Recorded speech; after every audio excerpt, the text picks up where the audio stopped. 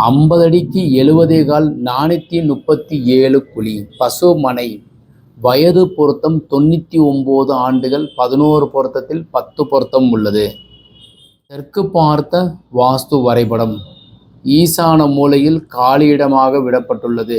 Open terrace. முதல் மாடியினுடைய வரைபடத்திற்குண்டான அமைப்பு. படி கிளாக் வைஸில் ஏறி மேலே செல்வதற்குண்டான அமைப்பும், அக்னி மூலையில் தலைவாசலும் பெரிய ஹால். ஈசான மூலையில் லைப்ரரி, ஜிம், அக்னி மூலையில் ஹோம் தியேட்டர்.